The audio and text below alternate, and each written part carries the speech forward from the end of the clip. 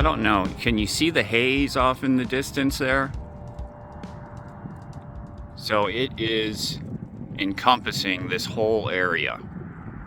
Whatever this burn is. My friend just came by and said that they were doing a controlled burn up near Parker and it got away from them. And this is really bad. Like when we just came over the bridge in town that goes up over the interstate and we got a good look, like we're in the haze right here. It stinks. And this, I'll guarantee this is really bad to be breathing, whatever this is, because it smells like burning plastic, burning rubber.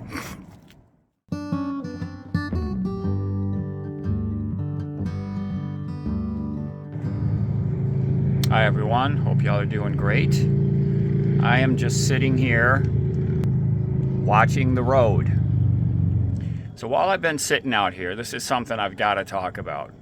So, you know, I've met a lot of you that have come to visit me out here in Quartzsite and other places, mostly in Quartzsite though, over the years, hundreds of people that have come by. And we always like meeting new folks. And last year, one of the gentlemen that came by to visit me, I always set up a date and a time for people to come by just to make sure that we're here and I know they're coming, you know, so I'm not indisposed or not here, you know, when they come by.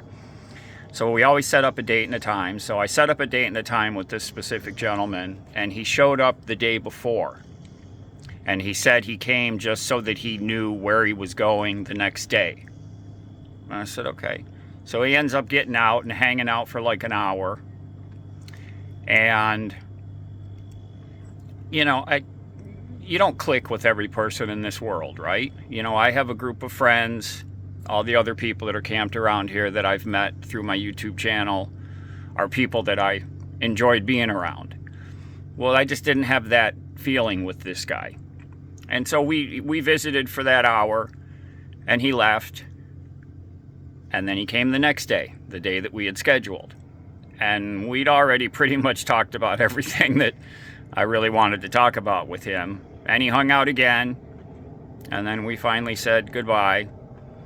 And he's sent me a lot of emails over time, always using voice to text because they're just big paragraphs, no punctuation, run-on sentences, strange words. You know, you've gotten those before. But they've always been, you know, God bless you, and, you know, I hope everything is great for you. Great, you know. And I've replied to his emails. And so this year we came and we set up our camp, and we'd been here, I don't know, few weeks maybe. And he pulls in his camper. And I went, you know, okay, you know, I can't control that. People can camp wherever they want around here. So he sets up his camp right over here. He's the closest camper to me besides my friend Chris that's on the other side. And so he wanted to come over, you know, he came over, sit and talk, and, you know, I just didn't really want to hang out with him. It's not his fault, it's not my fault. We just didn't click, you know, in my mind. Well, then it turns out that what he wanted was, he wanted me to do a bunch of solar work on his camper, install panels and, you know, all kinds of stuff.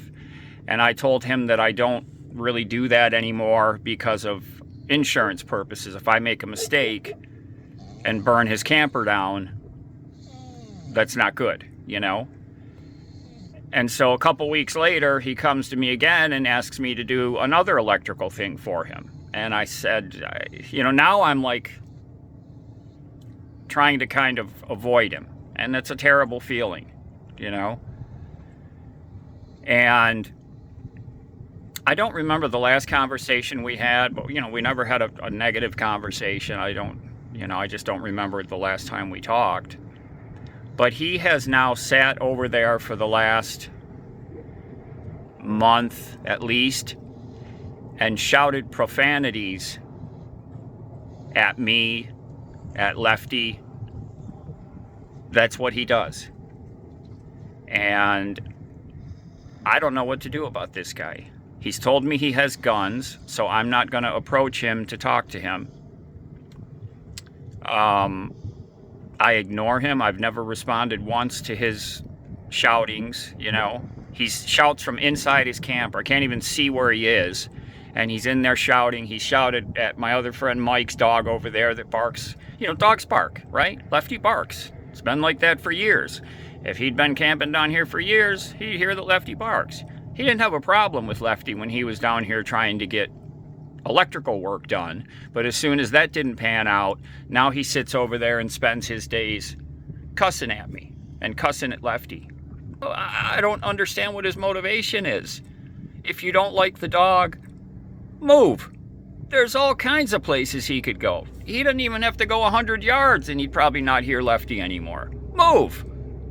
You know, I'm not saying this is my spot, but this is, we were here before him. He came after us. If he doesn't like the dog, he should move. That's all I can suggest for him, is he should just move and go somewhere else. Because Lefty's not going to change. He's been this way forever. I can't change him. He barks when people come by. He barks when vehicles drive by. If another dog is barking close enough and long enough, Lefty will start to bark in response to that. But that doesn't happen too often. It's mostly just when people and vehicles come near our camp, he barks. That's his job. And I can't get him to stop. I mean, I have to come out and physically bring him into the truck, into the rig, to get him to stop. I cannot. He's just, you know, so tuned in on the people being near our area that he barks at them. And I guess it's that terrier mind that he's defending his turf here. And I get it. I can't knock him for it. How could I? He's been that way his whole life. He's always been a talker. So it's not going to change. And no matter how much this yelling this guy over here does,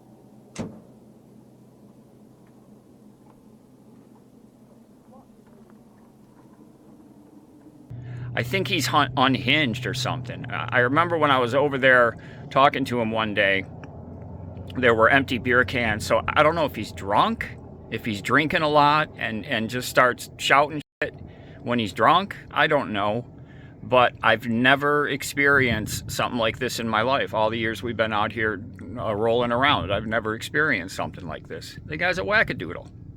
And like I said, before he was Mr. Nice Guy. Very nice, super nice, always sending really nice emails, you know, all kinds of stuff like that. And then as soon as he didn't get his free solar work done by me, he turned into a dick, you know, and a pretty big one too. He's really good at it. You know, I get tired of having to ignore him. Like this morning, I'm out flying my drone and he's over there yelling and screaming. I don't know what he's saying. I can't really understand a lot of it, but he's yelling and screaming at me because I'm standing here, you know, flying the drone way down the road so y'all can see how many people are here and that we had another RV burned down. I didn't mention that earlier. But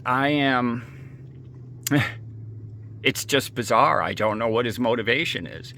Nothing that he yells and screams over here is going to change one thing, one bit, at all. I'm sorry, but that's just not going to happen. But he sure could hook his camper up to the back of his pickup truck and move his butt out of here. That's the easiest way. The only solution I've come up with is to go to the BLM law enforcement and tell them what's going on, because what he's doing is, you know, public, not public indecency, but public nuisance. He's shouting profanity in public. That's against the law. I know those guys got a lot of stuff on their plate this time of year and they're really busy. I hate to go and bother them with something like this. But I can't, like I said, I can't confront this guy because he's told me he has guns. And I'm not going to walk over there to a guy that's this angry at me for not giving him free electrical work that he's going to, you know, pull out his pistol and point it at me. It's not worth all that. She said that, yes, that I should go and talk to the BLM or the sheriff in the area. Either or would take care of it for me, and they would have him move. I just hate to go and bug them with this because it's, you know, compared to dealing with the other things they have to deal with this time of year with all these tens of thousands of people out here dealing with a disgruntled neighbor. But these are the kind of situations that can escalate, you know, like if I was the type, I would go back at him and he would go back at me, and then the next thing you know, we're in a fight, or we're throwing rocks at each other's vehicles when we drive by, that kind of stuff. This is the kind of stuff that can escalate, and that's what I'm just not going to play into any of that. But it's such a wacky story that I've just never been through. All of y'all that have ever come to visit me, we've had great visits, and y'all know when to say, all right, we're going to get out of your hair and we're going to take off. And I say, okay, thanks for stopping by, and it's all good. And we leave as good friends. And this one over here, it just went haywire. I don't really know why it went haywire. I've got another guy that for the first time came to camp in this area that I met from my YouTube channel. And he's parked, you know, 100 yards away.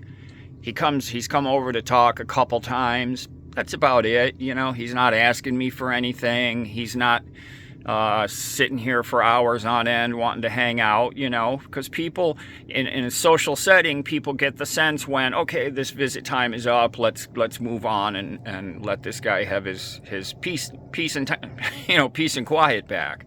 But I don't know, something's wrong with this guy over here, and I just don't know what to do about it right now. It's very strange. Look at the puppy just napping in the sun. It's about 2:30 in the afternoon.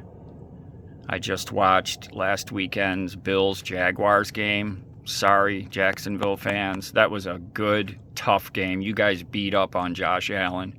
You sure did. I haven't looked to see, is he healthy enough to play? I mean, I wouldn't be surprised if he has a broken right index finger when he smacked into that guy's helmet throwing that pass, and he got his knee bent sideways on that one touchdown. He just got beat up. He got checked for a concussion when he got landed on. One guy landed right on his helmet when he was on the ground. He got his head smushed, basically. He had a tough game, and it's only going to get tougher, but wow, what a game. No, I just remembered what the last conversation we had was. When I didn't do the electrical work for him, he sent me an email that was really nasty. That's what the last communication we had. He sent me an email. You know, he's been traveling. I think this is his second year. He's got a pickup truck and a tow-behind camper. He sent me an email saying that I'm, I forget, like, full of crap. He didn't use that word. That I make this community, I give this community a bad name because I won't come and help him out and do work for him, and that I just need to go live in my mom's basement, something like that. It was really nasty. I was like, what the heck is this? It was like insane person, really nasty, very aggressive email.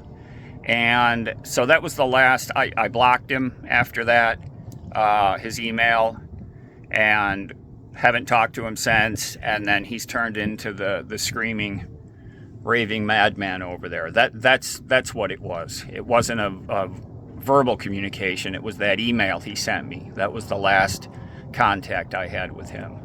And that in itself, I couldn't believe what I was reading. You know, I've never had anybody that has come by to meet me through the YouTube channel. Everyone has always been so cool, so great, and you know, not everybody wants to come and hang out with me. And you know, the guys that are around this area that come down to here every year, you know, we're all friends, and started with them finding my YouTube channel. And you know, he did the same thing. It just didn't work out that way. But he didn't pick up on that from the social cues that I was trying to put off when he, you know, trying to get across to him when he came to visit, that this wasn't, you know, going to be a hug-em guy relationship. You know, it wasn't going to be a bromance, you know. But he didn't pick up on that, and then he showed up here to camp this year and wanted to be best friends. So I don't know. I'm trying to figure out how I could have handled the situation differently so it didn't end up like this. But I wasn't going to do electrical work for him, put solar panels on his roof, install an inverter. I wasn't doing that, you know. I'm very particular about who I do that kind of work for, and I haven't done it in a few years because I'm fearful of making an error, you know. But it just hit me what our last communication was. It was that nasty, nasty email he sent me. Leave it. Oh, I know. I know what's in there. I think I know what's in there. Fresh packages. Okay. Okay. We just got back from town. Picked up a couple of things. I needed some toothpaste. And we had a couple packages waiting for us at our mail service. Oh, look at this. From David. David R. Thank you. Great name, by the way. Look at this. Oh, these are the... Oh, gosh, he loves these. The chicken fillet. These are the ones that my other friend David brought to me one time. And him and I both took a bite of it and ate it. I think because it's human grade dog treats and Lefty's brushing chews. Thank you.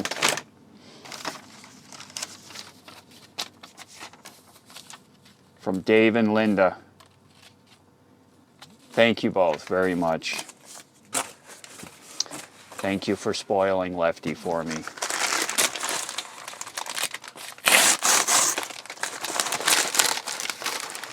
Oh, what is this?